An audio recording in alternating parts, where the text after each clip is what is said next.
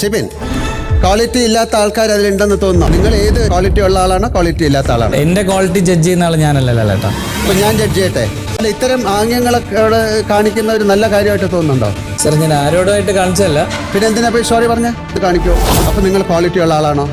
അല്ല. ഇത് നമ്മൾ ഇന്നലത്തെ എപ്പിസോഡിൽ കണ്ടതാണ്. എന്തൊരു സന്തോഷമായിരുന്നു. ജാസ്മിൻ, റസ്മിൻ, ഗബ്രി, അർജുൻ, മറ്റേ ആരാ, അപ്സര, പാഴ്, നോറയ്ക്ക് ഒരു ടീഷർട്ടൊക്കെ കൊടുത്തു. ഇയാൾ ഇങ്ങനെ ഈ പാഴുകളൊക്കെ വളർത്തി ഇയാളെ ആൾക്കാർ കമൻറ്റ് സെക്ഷനിൽ വന്നിട്ട് ഊക്കി വിടുകയാണ് ലാലേട്ടൻ ഇങ്ങനെ ചെയ്യേണ്ട ഒരു കാര്യമില്ല. ഇയാളോട് നമുക്കൊരു റെസ്പെക്റ്റും കാര്യങ്ങളൊക്കെ ഉണ്ട്. പക്ഷേ പുള്ളിയുടെ ഓരോ പ്രവൃത്തി കാണുമ്പോൾ ഈ നോറേനൊക്കെ പോക്കി തലയിൽ വെക്കേണ്ട ഒരു കാര്യമല്ല. അവളെയൊക്കെ ആണ് കാലേ വാരി നിലത്തടിക്കേണ്ടത്. കാരണം എല്ലാത്തിനും മറ്റേ കരച്ചിൽ എന്ന് പറയുമ്പോഴേ അത് മാത്രമല്ലല്ലോ കണ്ടൻറ്റ്.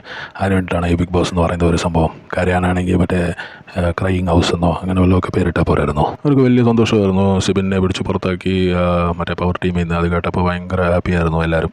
ഈ ഒരു